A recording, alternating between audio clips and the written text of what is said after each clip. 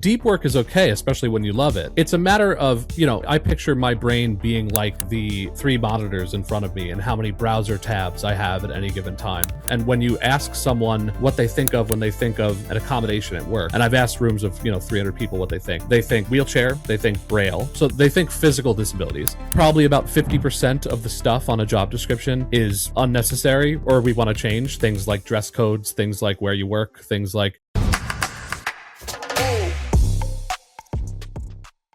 Most companies are not losing talent because people are not capable. They're losing talent because the system is poorly designed. In this episode, you're going to learn 3 things fast. 1, why job descriptions and interviews quietly filter out some of the most valuable minds in the room. 2, how to lead a results-only work environment without turning your workplace into a free-for-all. And 3, simple changes you can make that unlock performance for everyone, not just people with a label. We talk about the hidden promotion tax of happy hour culture. We break down why attention deficit is a terrible name for ADHD. We get into why dyslexic does not mean someone cannot read or write, and how tech is making work easier and more accessible. And Dave shares a leadership approach I love: lessons over labels, meaning your people should not have to disclose a diagnosis just to get what they want to do great work. My guest is Dave Thompson. He is a strategist, author, and internationally recognized speaker focused on neuro inclusion and redesigning systems so neurodivergent people can fully participate at work. He is a visiting scholar at Vanderbilt University's Frist Center for Autism and Innovation, a TEDx speaker, and the author of Brainstorm, Neurodivergent Talent, and the Future of Work. If you lead people, hire people, or want a culture where performance actually wins, this conversation will change how you think. Let's go win with Dave Thompson. Well, Dave, brother, it's so good to have you on the show. And I guess what I would start with is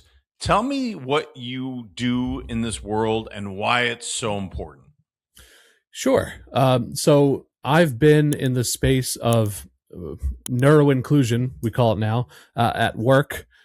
Since kind of the school bus stopped coming for me. It's a personal endeavor. I was raised, in special ed, early diagnosed ADHD, dyslexia, have a couple other things going on, and realized that the world of work really didn't work for me.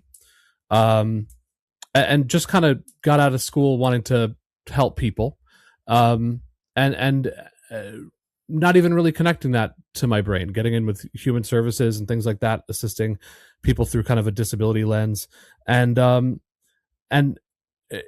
what we do is we seek to change the world of work and look at this stuff as a workplace design issue rather than a personal one. So my failure to thrive within the world of work didn't have much to do with me. And today, as someone who's, done TED Talks and has a book coming out and all that stuff, I know that I'm good at a lot of stuff. I have a lot to offer the world of work, but you'd never know that. And I didn't know that as a youngster who was, kind of removed from a lot of opportunity, who was kind of counted out. Right. And so it's kind of like that cliche idea of, if a flower fails to bloom, you adjust the environment, the dirt and the sunlight and things like that, not the flower, right? So neuro-inclusive employment work is about fixing systems to make them work for everyone. And we're really just, as a society, gaining the understanding that we show up in all different ways as far as what's going on between our ears, right? And neurodiversity is all of us, whether we carry a label with that as autistic or dyslexic or whatever or not. And so the changes that we want to make to the world of work benefit every single person involved. It's kind of a thoughtful course correction to how this stuff all works. Yeah, my first question, I guess, as you're talking, I'm going, yes, I can see that into the workforce. But you mentioned being in special ed classes in school. I'm guessing some school reform might be in order as well, and maybe that's some of the work that you do. I don't know, but it's I hear this often: behavioral challenges. Mm-hmm. Let's just say that with ADD or ADHD. And I'm just curious your thoughts because, again, like you said, you're gifted in so many ways. I think it's Jim Quick that says, his dyslexia and some of those, that's his superpower. And yet, when you were growing up, we're going to go ahead and put you in a different class because you're not the norm. And I'm using air quotes if you guys aren't watching. What are your thoughts on that, brother? And then we'll dive into, of course, the workforce. I'm curious, but it sounds like it starts kind of early in school. Yeah, for sure. And to be clear, I'm pushing 40 now, so school has changed since I was a kid, for the better. There's still a lot more work to do, but when you're working, state by state and through government and bureaucracy and stuff like that, it's harder to course correct than, let's say, at a big tech company that has a huge R&D budget to try and fail and iterate and whatever. The mindset is just different, and the system that you're working up against is very different in school. So yes, I do support school, mostly higher education. I work for Vanderbilt University here in Nashville, and work with both within within the university and beyond at other universities. And we have some programs helping K through 12 as well. There's a lot to do, but over the past few decades since I was a kid, I'd say we've come a long way within education and how we frame this stuff. When we were kids, JM, what's autism, right? You barely heard the word, and now it's commonplace, and not just to speak to it, but to give it some power and to look at it through at least a neutral approach of what it might show up like, right? We all know that there are people like Richard Branson who is dyslexic, and Bill Gates, who has talked about how he would likely be diagnosed with autism if he was a kid today, right? So yes, it can. And to speak to your point about the superpower thing, we all have different strengths as humans, right? But neurodivergent people with particularly unique operating systems, tend to have what we call spiky profiles. So if you look at it on a line graph of communication skills and problem solving and things like that, we over index in certain areas and then might have some major challenges in others, right? So I don't use that word for myself, and I definitely don't put it on other people. But yeah, I mean, we can probably all think of a story about someone who is extreme. I met someone yesterday who is a non-speaking autistic young adult, who doesn't speak out loud with words, but taught himself Mandarin and Spanish and types in those languages just because that's what he was drawn to. Right. So we didn't have that understanding before, and we do now increasingly so. And it's really exciting to be kind of on the forefront of this. Yeah, I'm thinking of a meeting I had this morning where literally, and again, I'm not diagnosing anyone, so we're clear, but the brains in this particular meeting, they would be all different. So the neurodiversity, that everybody thinks differently, and what I marvel at is one of the gentlemen, when it comes to AI and programming and bringing it all together, he's speaking a totally different language, and I thank God I have him on my team. But what I'm hearing from you, brother, is that that's not always as maybe welcomed or open or understood, maybe the better thing, because somebody isn't able to, like you said, the nonverbal person that taught themselves Mandarin, for God's sakes, that's incredibly difficult. And to write with, I mean, that's just remarkable.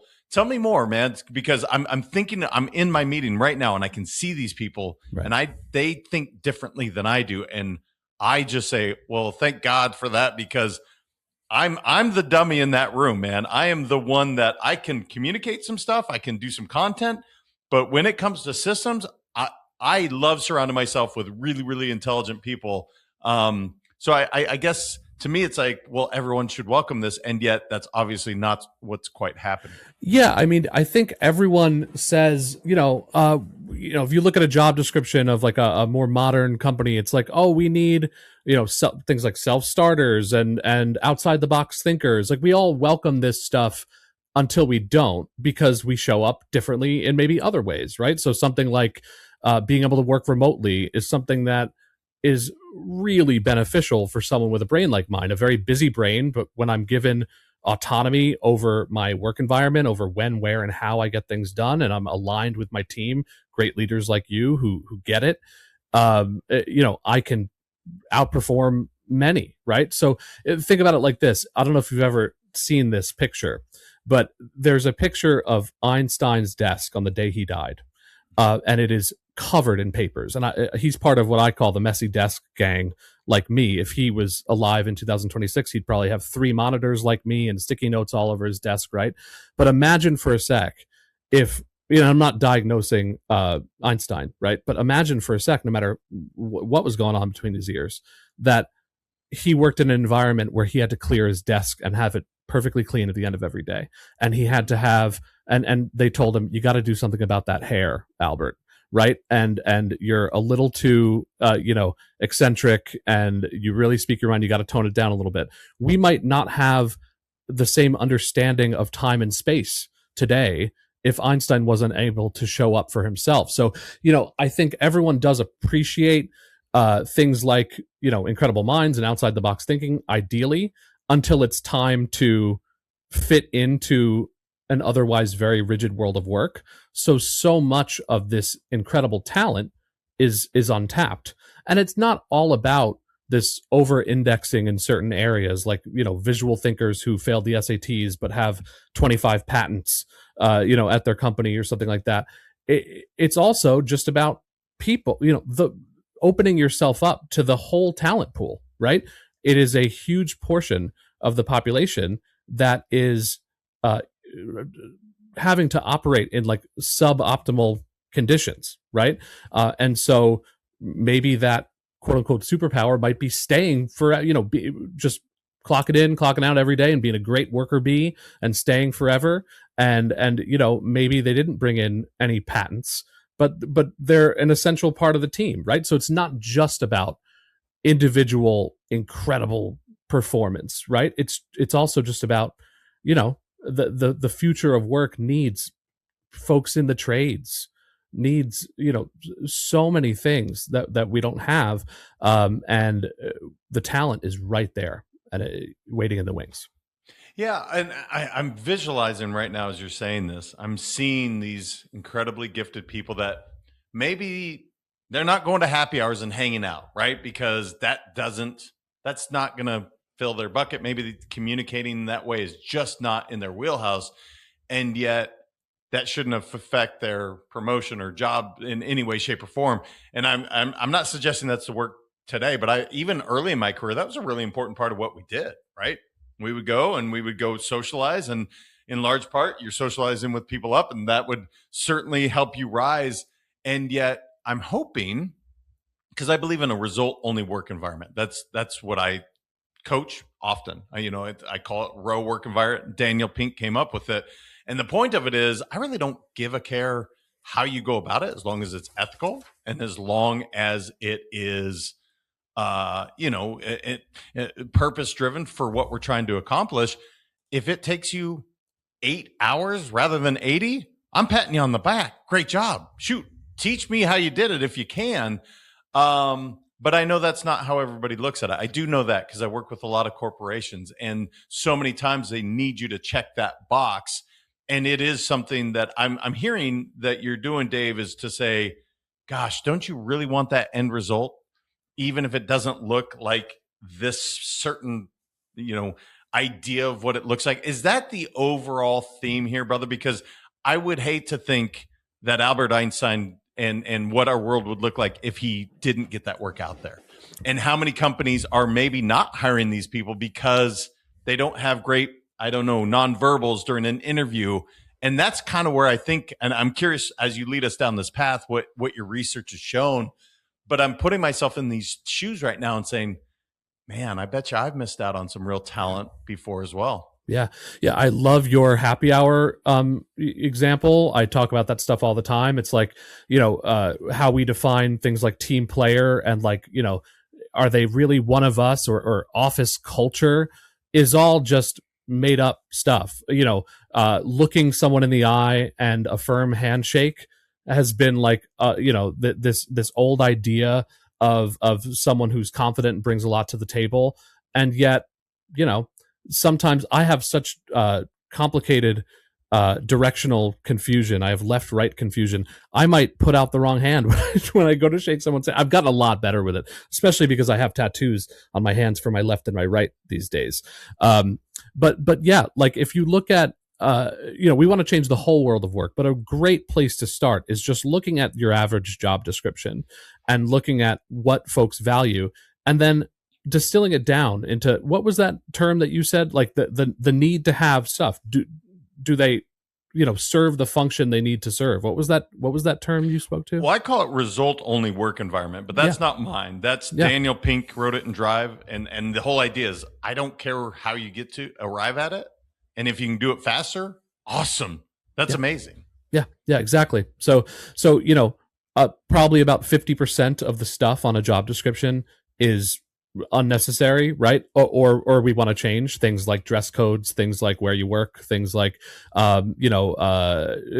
team player, but then also the essential functions of the job. We don't speak to what exactly they mean all the time. We're looking for these jacks of all trades, and we're not getting those folks that really outperform so many in other areas. And also, we're saying things like must be proficient in Excel. Well, I use Excel every day, but there's whole college courses on Excel. What do you mean? What do you mean by that? Right? And also, how important is it that it's Excel and not Google Sheets? And I could probably, I know people that know Python, but not the other way to code, but they can teach themselves on a weekend, right? So our barriers for participation are large, and then also just remember that this group of folks, like me, many are late identified, especially these days. To be clear, the word neurodivergent is Googled more than Taylor Swift tickets is Googled. Like this is a hot topic, but we didn't come from a lot of opportunity. I don't have, internships from the best firms or whatever. The only extracurricular I had on my resume when I was entering the world of work was that I was in Cheese Club in college, and all we did in Cheese Club was we ate cheese. That's why it was great, because there was no prerequisite. I like cheese, but what does that really say about me? Does that say a lot about my interests, but does it say a lot about my potential? No. But there's good reason for why that was my only extracurricular, right? So if we really pick apart the function of everything on a job description, it doesn't really matter, if they had an internship at one of the big four or something like that. We'll open up that talent pool a lot. Yeah. So what I'm hearing, and I'm putting myself again in the shoes of, I've hired, I don't know how many thousands of people through my life. The resume, I actually said this to a girl yesterday. I said, the resume has not taught me a thing about a person, because I can't judge the size of a person's heart. I can't through a piece of paper.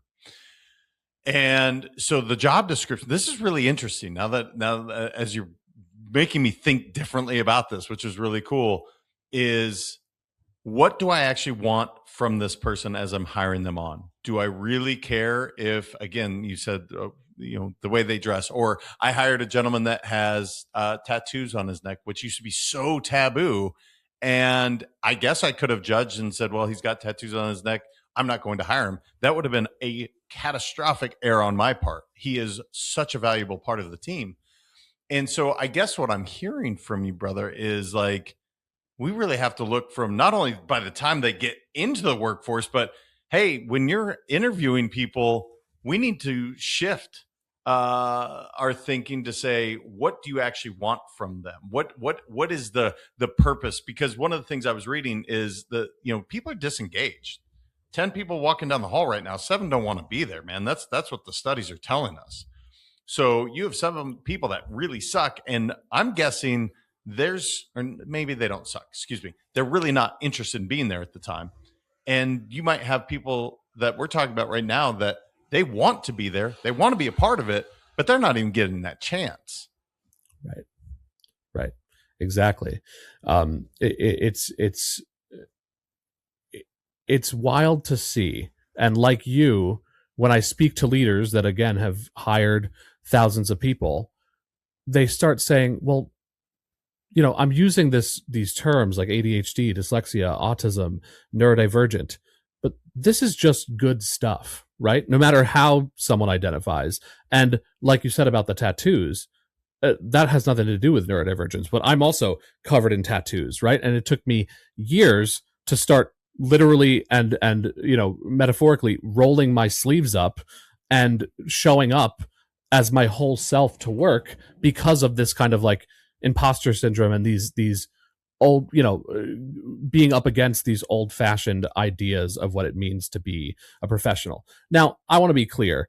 There are some folks that might respond to that with, well, we can't turn our whole business on its head, right? Like, this isn't just a free for all, and it's not, right? Like, I like rules. I like when rules on paper or qualifications necessary on paper are true and are actually needed, right? Neuro inclusion depends on guardrails and depends on mutual respect, and flexibility has its limits. So if I was to say, I need meeting notes from every meeting, fair ask, right? But if I was to say, I work at a restaurant and I'm going to need to know every table I'm going to have tomorrow and what they're going to order, that would be impossible, right? So, like, of course, there are limits to this stuff. But when you start with this idea that, listen, everyone shows up way differently than we have on paper on our job descriptions.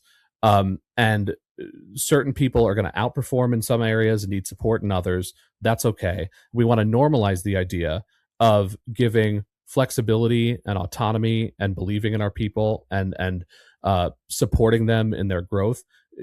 When you do that, you see incredible results, not just for people who are raising their hand and saying I'm neurodivergent, but for everybody, right? Constantly, all the time. Yeah, and you bring up the next point that I'm really interested in is, again, guys, I will disclose, I am not an HR professional at all. So let's be clear. I've made the majority of my living in the 1099 world. You said those that raise their hand. Is it because HIPAA rules and things that you're not supposed to do? This is where I think maybe it gets challenging for both parties, is to say, look, this is I am ADHD. Let's just use that for simplicity.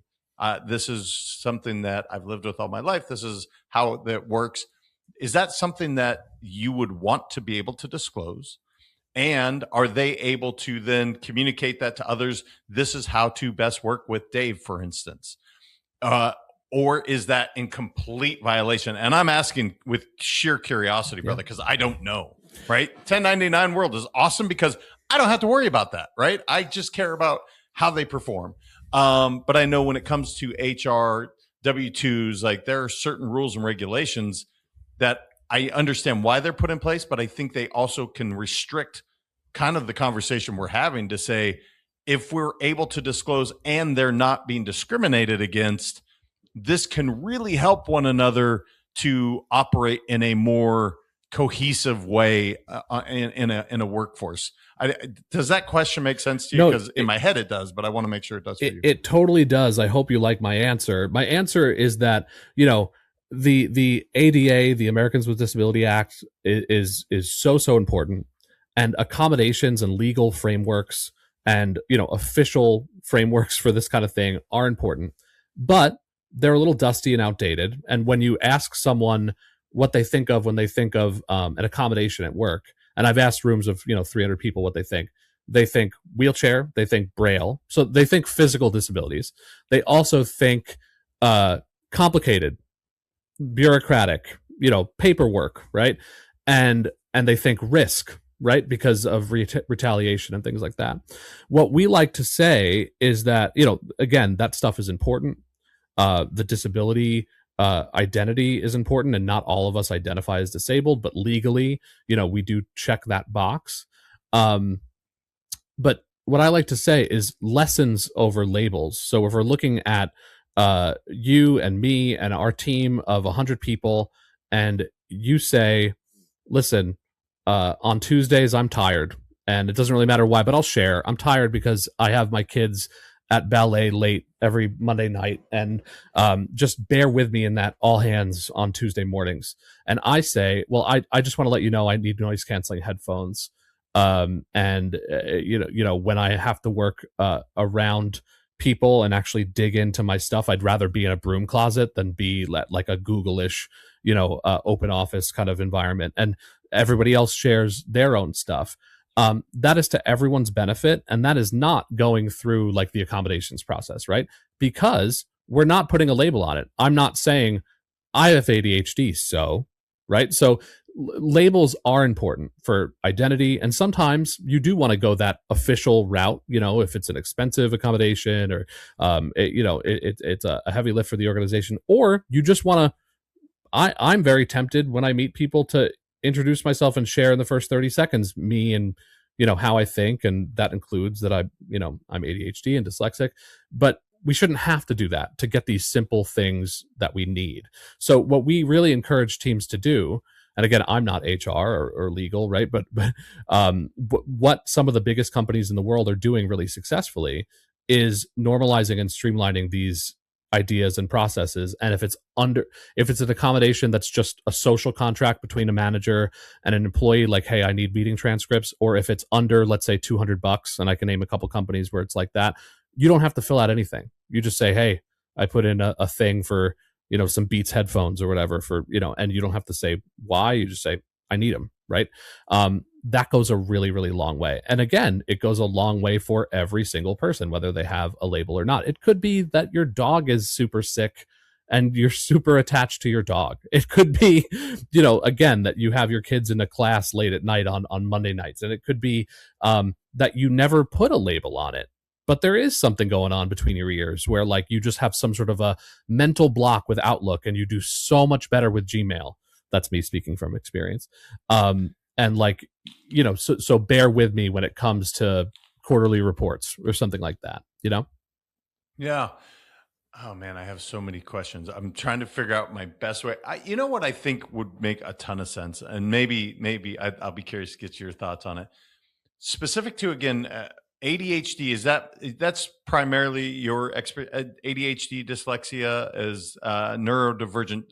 So are there some myths that you'd like to dispel? Because to me, that seems like it would make a hell of a lot of sense to say, gosh, if we understood a little bit more, because I hear the word ADHD a lot right now.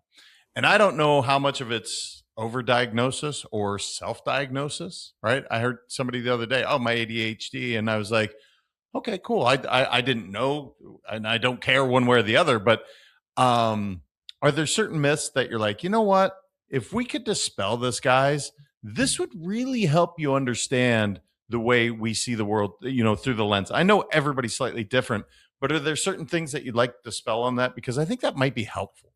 Yeah, for sure. And so I talk about neurodivergence overall, including autism, and I'm not autistic, but I've run autism majority workforces and recruited hundreds of autistic folks into companies and things like that. I talk about ADHD and dyslexia a lot because those are the labels that I own, and who the heck am I to really dig into the autistic experience, right? But as far as those, I will say this: as far as being dyslexic, I've gotten gasps and eye rolls in that I have this book coming out on March 3rd, and they say, well, I thought you were dyslexic. You wrote a book? Really? Yes. I read, I write. I don't work the same as everybody else. And I'll be honest, in my research for the book, I read more than I ever have in my entire life. I paired a lot of it with audiobooks until I went broke. I needed both the hard copy and the audiobook, and I highlight and scribble and everything in the margins. And yeah, I write. When I write on paper, I write in all caps. It just helps me separate the letters better. I do get fumbled up when things aren't double spaced or bullet pointed. I'll throw it into an LLM or something. I'll things are getting easier and easier for me as time goes on with technology. But just because I'm dyslexic doesn't mean I'm jumbling up all of my words doesn't mean, and for some people it might, and that's okay too, right? But just because someone carries a certain label doesn't mean you know very much about them at all. And as far as ADHD, I mean, it's a very poorly named thing, attention deficit hyperactivity disorder. When I was a kid, there was ADD, one without the hyperactive and one with. They've put those two things together. But I don't have a deficit in attention. It might be where I direct my attention. But what do you think, JM? Am I dialed in with you right now, or am I looking out the window at squirrels? Right? Like, you are dialed in, brother. Right. Like, and I'm very lucky in that ADHDers tend to be really good at and really dedicated to what they're passionate about.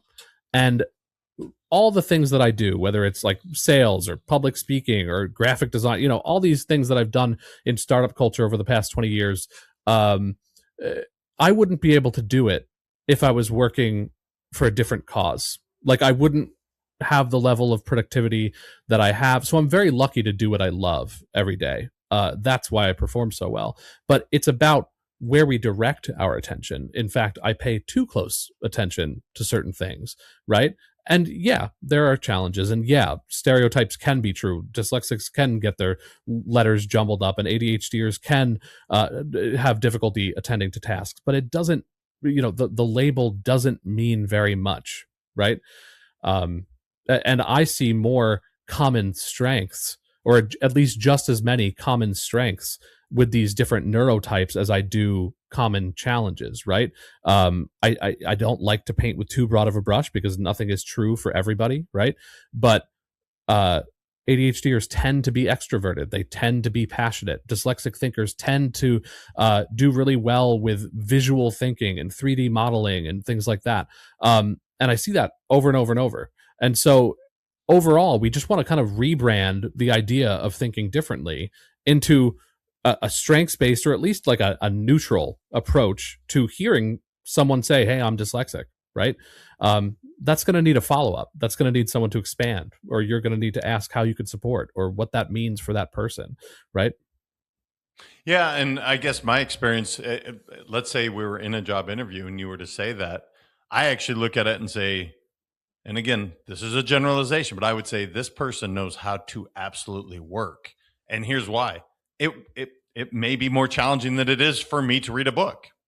So they are literally willing to do the extra stuff that, I don't know the percentages, but 90% of the world, they don't have to work as hard at it.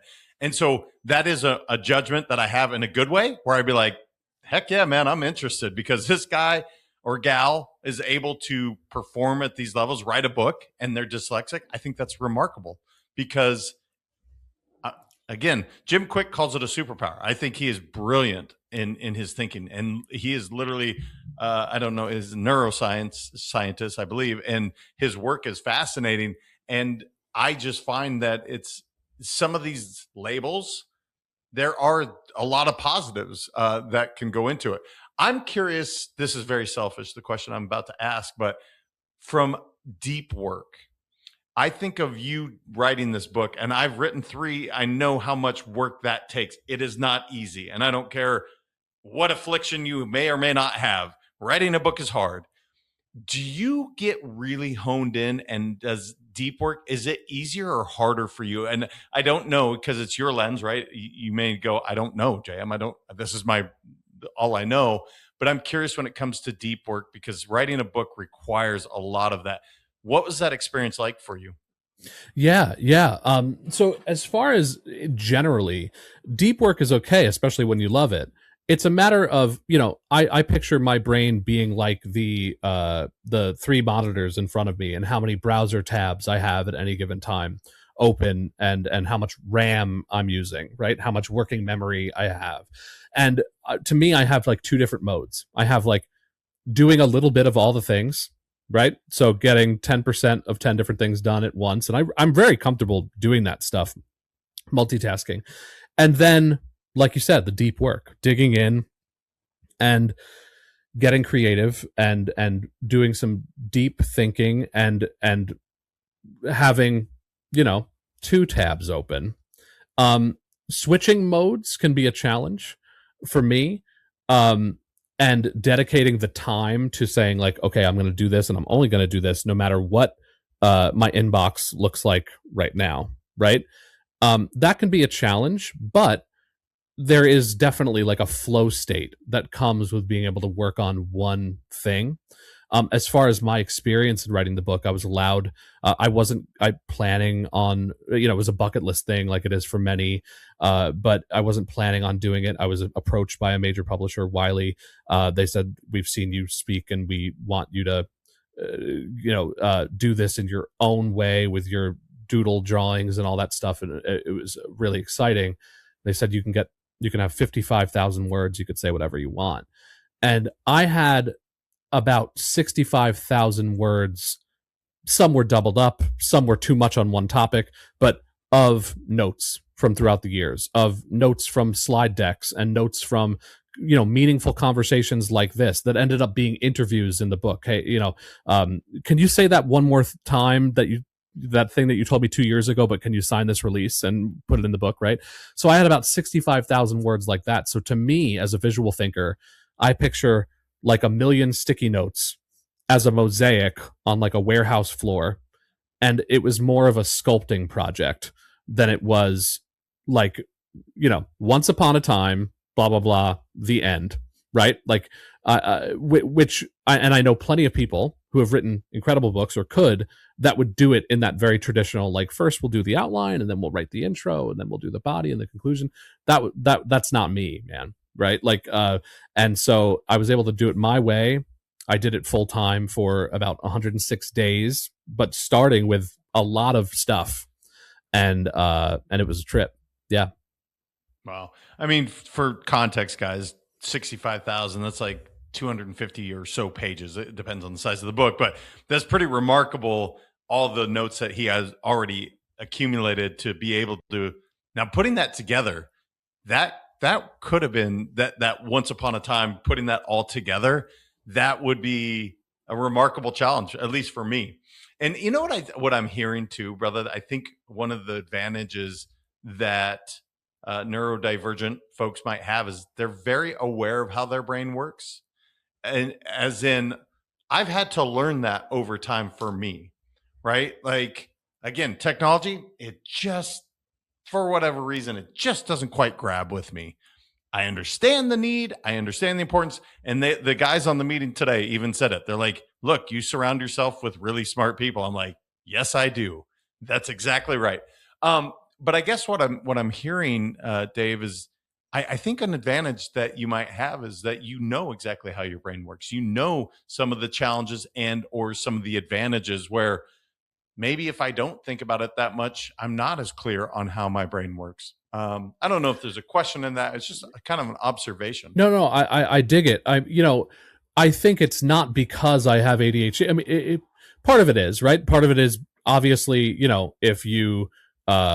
if you're in a wheelchair, let's say, to use like a really literal analogy, and there's a curb and there's no cut in the curb, you know what your limitations are, right? Like, I've tried this before, right? And I've fell on my butt or whatever.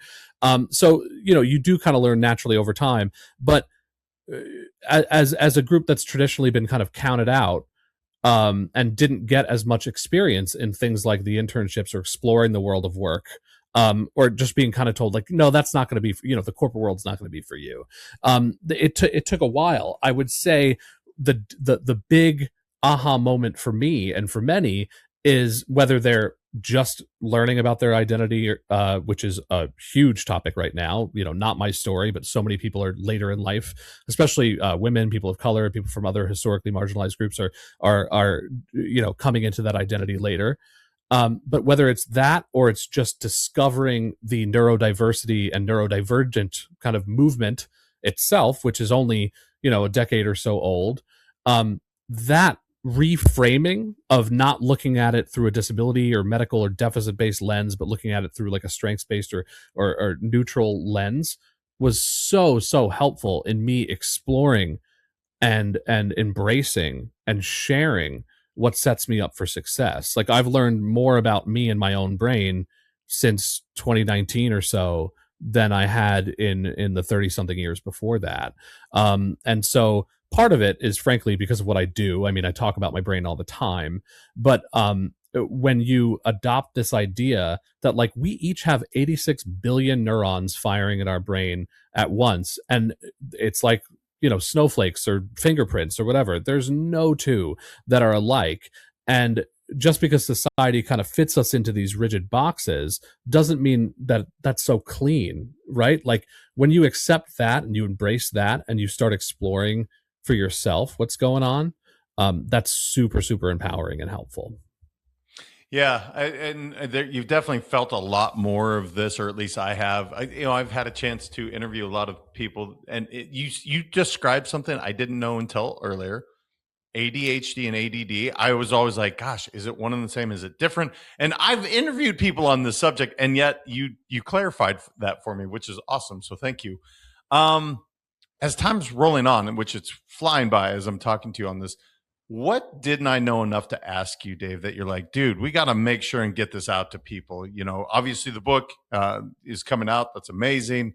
But what else do you want to make sure people know about the work that you're doing? Bringing people with neurodiversity into the workforce. What didn't I know enough to ask you about? Like, because I want to make sure this is as comprehensive as possible, because I think it's a fascinating subject. We are all influence in one way, shape, or another with people with this diagnosis, I guess. I don't know how to say it, but these gifts. So what didn't I know enough to ask you?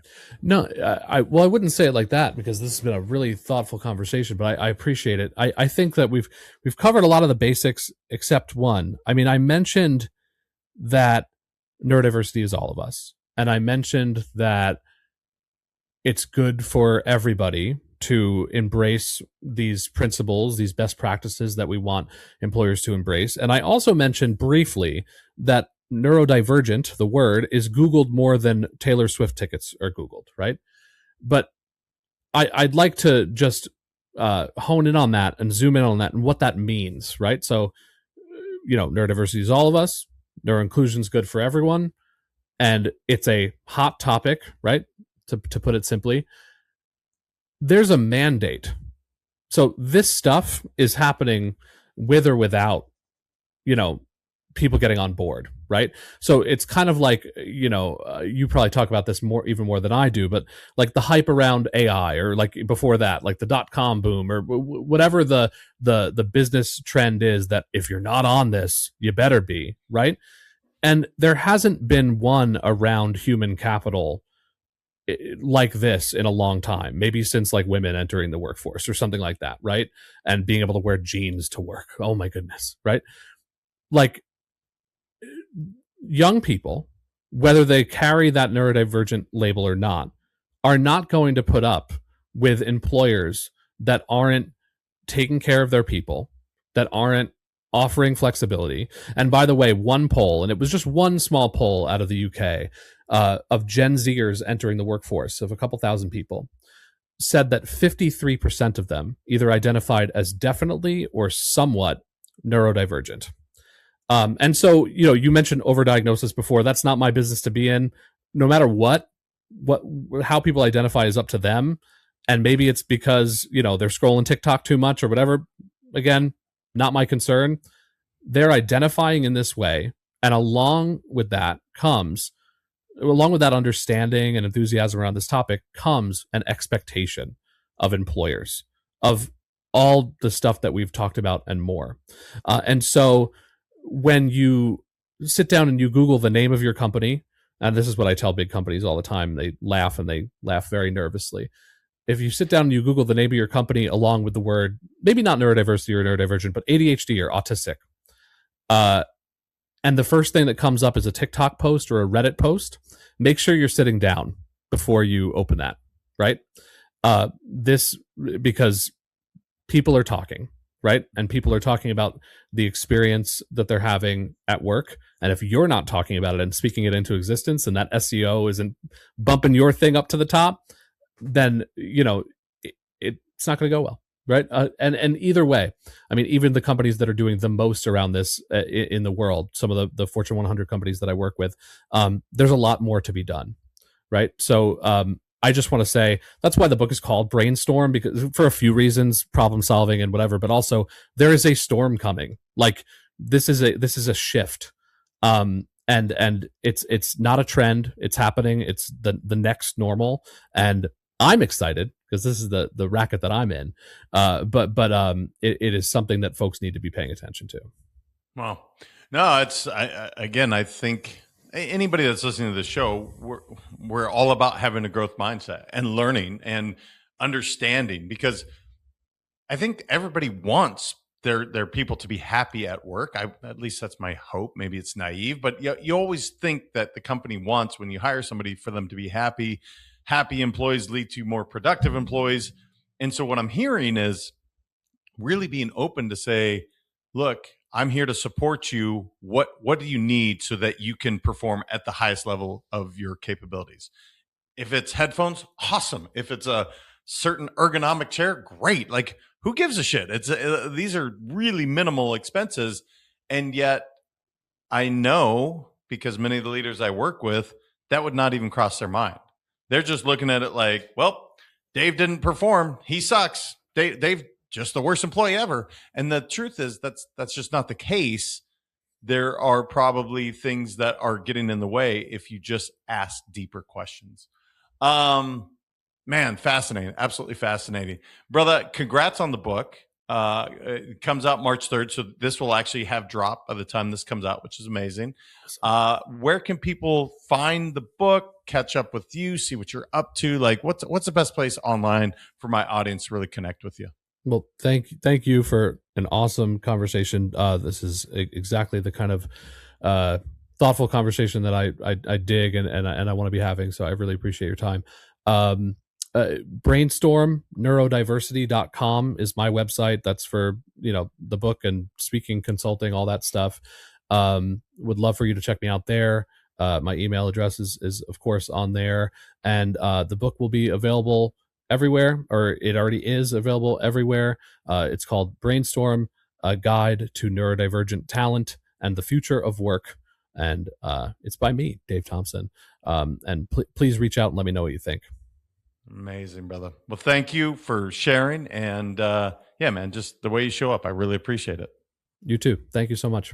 If you are a leader listening to this, here's the uncomfortable truth. If your workplace requires people to fit a rigid mold to succeed, you are leaving performance on the table. Dave said something that should hit every executive right between the eyes. Neuro inclusion is not a trend. It is the next norm. There's a storm coming, and the companies that ignore it will not just lose talent, they will lose the future. Here's your challenge. Pick one thing that you're going to change this week. Rewrite one job description to remove unnecessary barriers. Normalize simple needs like meeting notes or transcripts, or create a no paperwork, low cost support path so people can get what they need without risk and bureaucracy. Dave's book is Brainstorm, Neurodivergent Talent and the Future of Work, and you can find his work at brainstormneurodiversity.com. And if this episode sparked something for you, do two quick things. Share it with one leader who needs to hear it, like myself. This was a huge eye-opener for me. And subscribe and leave a review, because that is how we grow Let's Go Win community and turn listeners into raving fans. Until next time, keep choosing to lead better. Let's go win.